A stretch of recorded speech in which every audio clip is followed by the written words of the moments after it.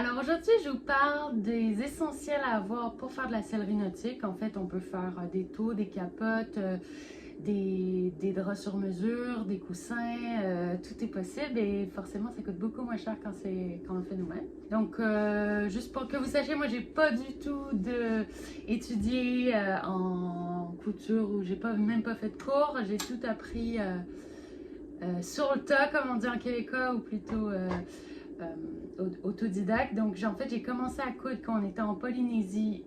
Ma maman m'avait offert une machine à coudre standard de maison. Et comme tout était très cher en Polynésie pour acheter des choses pour enfants, j'ai fabriqué beaucoup de choses moi-même et en fait, j'ai appris au fur et à mesure en faisant un projet après projet. J'ai beaucoup appris et après, forcément, Christophe a voulu que je fasse des choses pour notre premier bateau Vénus. Donc, j'avais fait un bimini, j'avais fait des couvertures pour les winches, plein de choses comme ça.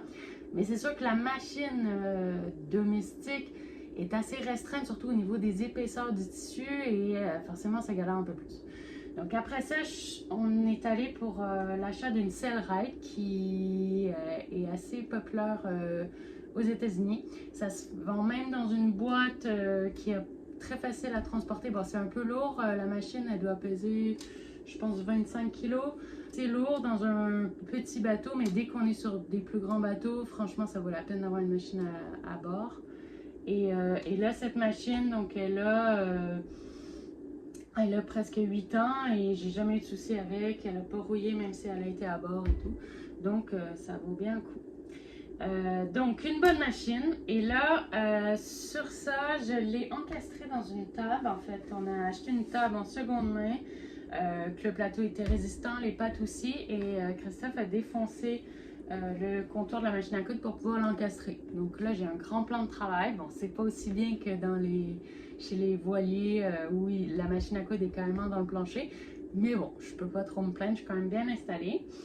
Et sur la machine, moi, j'ai changé la roue de rotation pour une roue comme un entraînement assez costaud en inox. Et parce que souvent, je l'utilise en mode manuel. Donc ça, je trouve que c'est quand même un must. Ici, la petite lampe qui est très pratique pour bien voir. Donc ça, c'est des articles que j'ai achetés avec la Sellrite quand on était aux États-Unis. Après, c'est un peu plus dur à trouver en Europe, mais il y a quand même d'autres possibilités de machines. Et mes autres essentiels pour la couture, les lunettes, toujours bien pratique si on veut faire des belles finitions. Et ensuite, j'ai plein de choses. Hein. J'ai du fil. Moi, j'utilise presque toujours du fil, le UV, résistant UV. Peu importe si c'est des travaux d'intérieur ou d'extérieur, puisque sur le bateau, quand même, avoir du bon fil, c'est bien du fil résistant parce que c'est dommage de refaire une capote juste parce que le fil qu'on a utilisé n'était pas de bonne qualité. Je sais qu'en Polynésie, un rouleau de fil, je pense que ça nous avait coûté près de 60 € la bobine. Bon, c'est quand même assez cher si c'est juste pour un petit projet. Mais en Europe, c'est quand même possible d'en trouver beaucoup moins cher. Ensuite, le fil, moi, je le découpe. Bon, évidemment, ça, c'est l'essentiel de toute couturière. Mais j'ai aussi un petit coupe-fil comme ça qui est, je trouve, très pratique. Et j'ai surtout un briquet parce que moi, je brûle la plupart le fil que j'utilise se brûle très facilement. Et donc, j'aime bien faire une belle finition où il n'y a aucun fil qui dépasse. Et surtout, quand on le brûle, après, ça ne va pas se découdre. Et là, si vous utilisez beaucoup le briquet, moi, j'ai enlevé la petite protection. Comme ça, quand on le fait plusieurs fois par jour, ben, on se fait moins mal au pouce. Après ça, ça très très agréable, c'est un guide aimanté sur la machine. Donc là, on n'a même plus besoin de réfléchir quand on coud sur le côté. Tant qu'on est à côté sur le guide, c'est bon. Donc ça, c'est très pratique.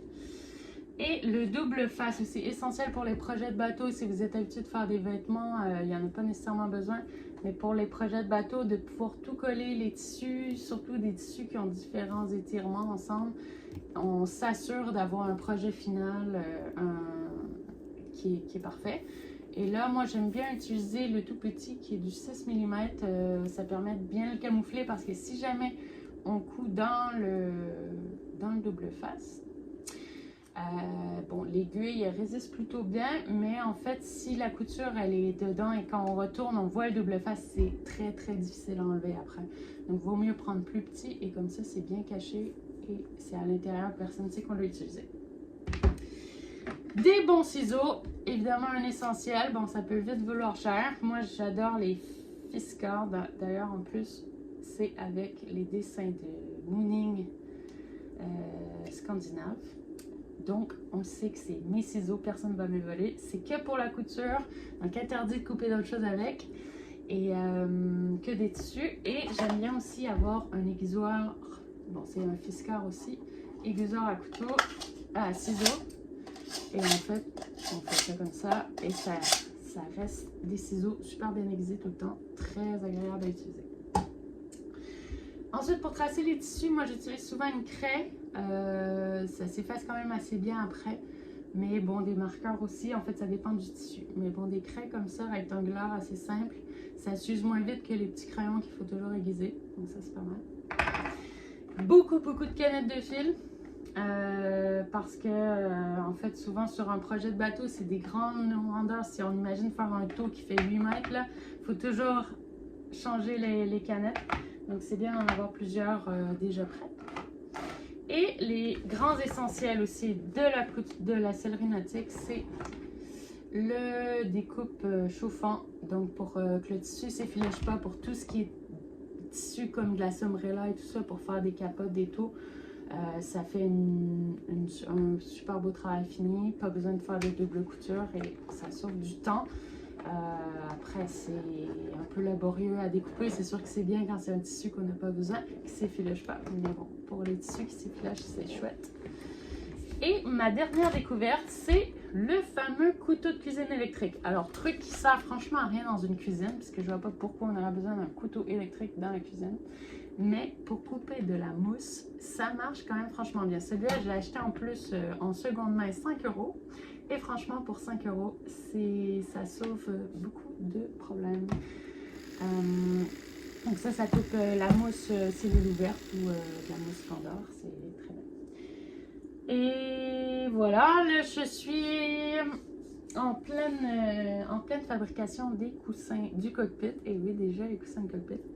Et je vais vous expliquer la prochaine fois comment je m'y prends. Voilà, à la prochaine!